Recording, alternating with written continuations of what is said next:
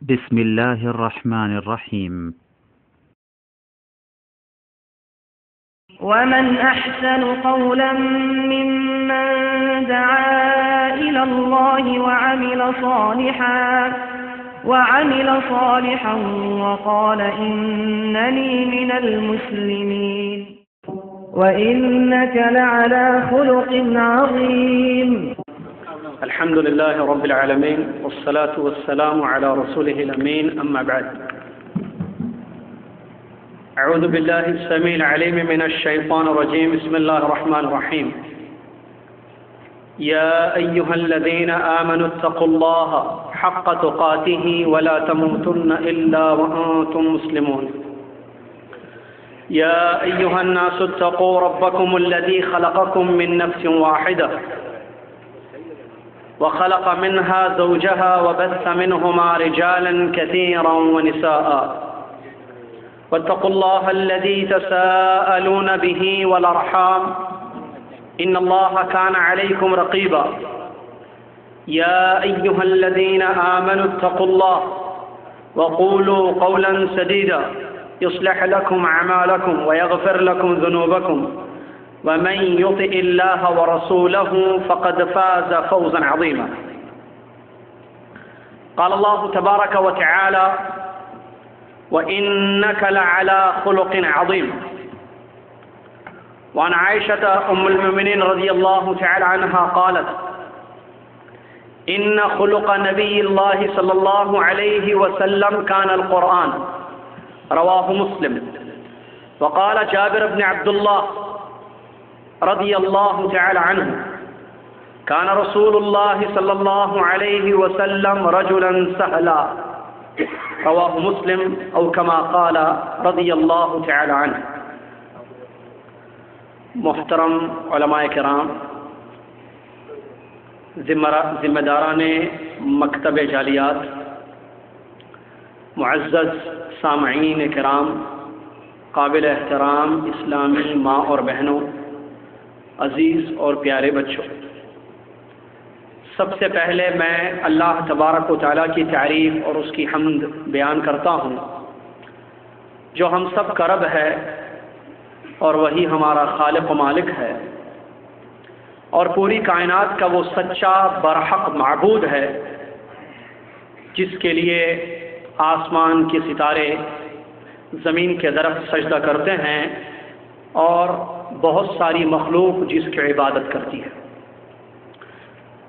سبحان اللہ و بحمدہ سبحان اللہ العظیم. اس کے بعد ان گنت بے شمار لامحدود درود و سلام ہو پیارے نبی محمد الرسول اللہ صلی اللہ علیہ وسلم پر کہ جن کو اللہ تبارک و تعالیٰ نے ایک اہم ذمہ داری ادا کرنے کے لیے پوری کائنات کی طرف آخری نبی اور رسول بنا کر مبعوث کیا. اللہم صلی علی محمد وعلی آل محمد کما صلیت علی ابراہیم وعلی آل ابراہیم انک حمید مجید. اللہم بارک علی محمد وعلی آل محمد کما بارکت علی ابراہیم وعلی آل ابراہیم انک حمید مجید. برادران اسلام، معزز سامعین، اللہ تبارک و تعالیٰ کا جتنا شکر کریں کم ہوگا.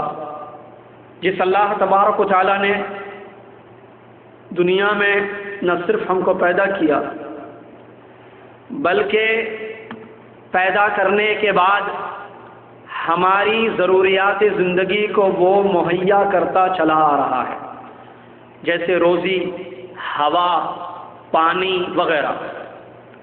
بہت زیادہ اس کی ہم پر نعمتیں ہیں، اتنی زیادہ کہ ہم چاہتے ہوئے بھی ان نعمتوں کا احاطہ نہیں کر سکتے. جیسا کہ خود اس نے ارشاد فرمایا: ان تعدوا نعمت اللہ لا تحصوها. اگر تم اللہ کی نعمتوں کو گننا چاہو، شمار کرنا چاہو تو یہ تمہارے بس کی بات نہیں. سبحان اللہ، بے پناہ اس کی نعمتیں ہیں.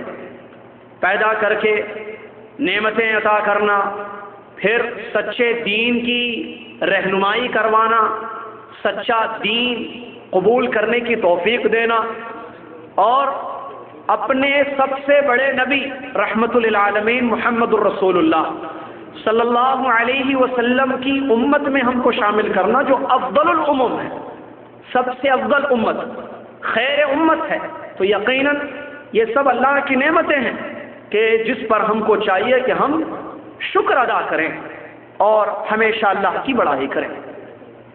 برادران اسلام، نعمتوں میں سے ایک یہ بھی نعمت ہے کہ اللہ تبارک و تعالیٰ نے ہم سب کو اس دعویٰ سینٹر کے اس پر رونق حال میں ایک اچھے مقصد کے لیے جمع کیا ہے کہ دین کی باتیں بتائی جائیں اور دین کی باتیں سنائی جائیں اور سنی جائیں تاکہ دین پر عمل کرنا ہمارے لیے آسان ہو جائے۔ آج جمعرات ہے جیسا کہ آپ کو معلوم ہے، اور یہ عشاء کے بعد کا وقت ہے، یہ بھی آپ کو معلوم ہے، اور کل چھٹی ہے، اس سے بھی آپ واقف ہیں، اور جہاں ہم رہتے ہیں، جس ملک میں، جس شہر میں، وہاں ایک عام چھٹی جمعہ کی ہوتی ہے۔ اب پتہ نہیں لوگ کن کن مقاصد کے تحت کس کس مقام پر اس وقت جمع ہوئے ہیں۔ تو یہ اللہ کی کیا ہم پر بڑی عظیم نعمت نہیں ہے کہ اللہ سبحانہ و تعالی نے ایک اچھے مقصد کے تحت ہم کو یہاں پر جمع کیا ہے؟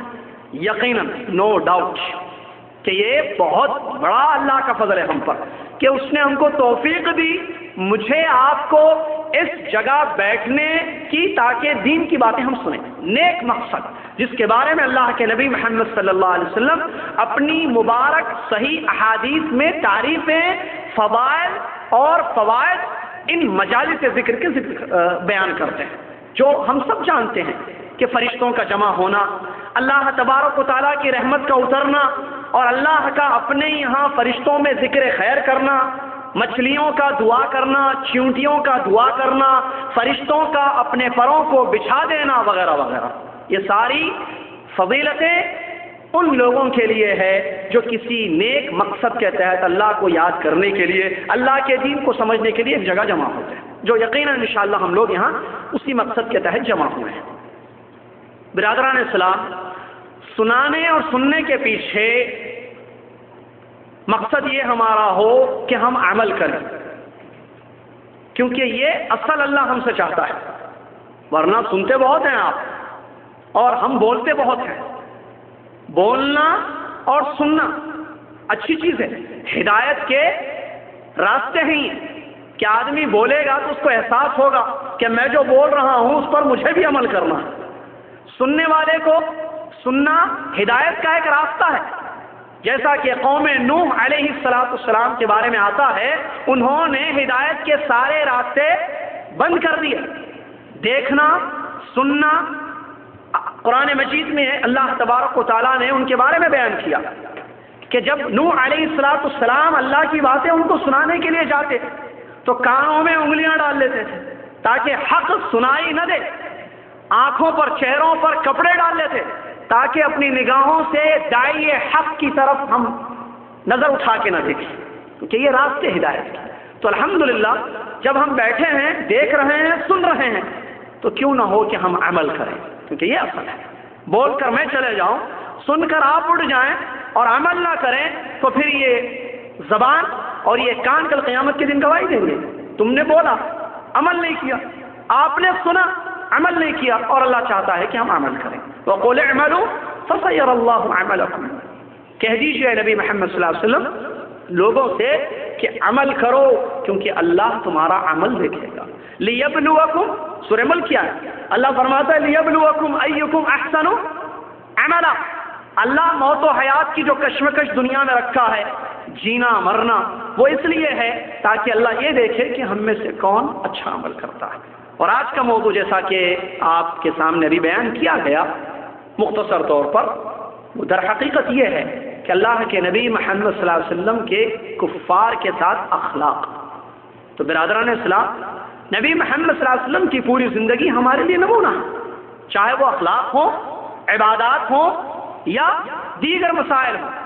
لقد کان لکم فی رسول اللہ اسوۃ حسنہ، اے لوگو تمہارے لیے رسول اللہ صلی اللہ علیہ وسلم کی زندگی اسوہ حسنہ ہے، اچھا نمونہ ہے۔ ایک انسان اللہ کی عبادت کرنا چاہتا ہے اچھے طریقے سے، نبی محمد صلی اللہ علیہ وسلم کی زندگی اس کے لیے نمونہ ہے۔ ایک آدمی اچھے اخلاق اپنانا چاہتا ہے، مسلمان اپنے بھائیوں کے درمیان با اخلاق رہنا چاہتا ہے، نبی محمد صلی اللہ علیہ وسلم کی زندگی اس کے لیے نمونہ ہے۔ ایک آدمی کی شادی ہو گئی، وہ اپنی بیوی کے ساتھ ایک اچھی زندگی گزارنا چاہتا ہے، اٹھائے محمد صلی اللہ علیہ وسلم کو پڑھے۔ نبی علیہ السلام ایک بے مثال شوہر۔ ایک آدمی تجارت کرنا چاہتا ہے، لین دین پیسہ کمانا چاہتا ہے، اللہ کے نبی محمد صلی اللہ علیہ وسلم بہترین تاجر کی حیثیت سے اس کے سامنے وہ پڑھے۔ ایک آدمی کو اللہ نے اولاد دی، وہ اپنے بچوں کی تربیت کرنا چاہتا ہے اور بچوں کو صحیح دین سکھانا چاہتا ہے، اٹھائے نبی محمد صلی اللہ علیہ وسلم کی سیرت پاک کو پڑھے، اس کو ایک اچھا باپ نظر آئے گا، ایک والد کریم، ایک رحیم والد اس کو نظر آئیں گے، محمد الرسول اللہ صلی اللہ علیہ وسلم۔ غرض یہ کہ ہر فیلڈ میں، ہر میدان میں نبی علیہ السلام ہمارے لیے نمونہ ہے۔ دا کمپلیٹ مین، جملہ دا کمپلیٹ مین محمد الرسول اللہ صلی اللہ علیہ وسلم۔ اس کے ایک جز پر آج ہمارا درس ہوگا انشاءاللہ، اور وہ ہے نبی محمد صلی اللہ علیہ وسلم کے اخلاق کفار کے ساتھ، یہود و نصارہ کے ساتھ نبی محمد صلی اللہ علیہ وسلم کے اخلاق کیسے تھے، کیسا تعامل تھا، کیسے اس کے بارے میں سیرت میں تفصیل آئی ہے۔ لیکن کہنے کا مقصد یہ ہے کہ سن کر جانا نہیں ہے بلکہ سن کر عمل کرنا ہے، تاکہ کل قیامت کے دن اللہ کے سامنے ہم گواہی دے سکیں، اے اللہ ہم نے سنا اور ہم نے عمل کیا، اور یہی ایمان والے کی صفت ہوتی ہے۔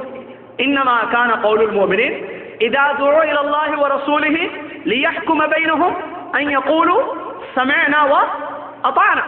مومنوں کی یہ شان، ان کی ایک پہچان، آئیڈینٹیفیکیشن یہ ہوتی ہے کہ وہ کہتے ہیں جب ان کو اللہ اور اس کے رسول کی طرف بلایا جاتا ہے تو وہ کہتے ہیں ہم نے سنا اور ہم نے اطاعت کی۔ اس کے برخلاف قرآن نے منافقوں کے سننے کو بھی بیان کیا ہے، سمعنا وعصینا، ہم نے سنا اور ہم نے نافرمانی کی، اور ہم ایمان والے ہیں، ہم ایمان لائے ہیں اللہ پر، لہذا ضروری ہے کہ ہم سن کر عمل کریں۔ برادران اسلام، اللہ تبارک و تعالیٰ نے ایک ایسے نبی محمد صلی اللہ علیہ وسلم کو ہمارے درمیان مبعوث فرمایا تو ہر اینگل، ہر طریقے سے آپ دیکھیں، ایک مکمل شخصیت، بہترین شخصیت، افضل شخص جو روئے زمین پر قدم رکھے، آسمان کے نیچے جنہوں نے زندگی گزاری، ان سے افضل، ان سے بہتر نہ کوئی شخصیت جب سے دنیا قائم ہوئی ہے اب تک آئی ہے، نہ اب ایٹ پریزنٹ موجود ہے دنیا میں، نہ قیامت تک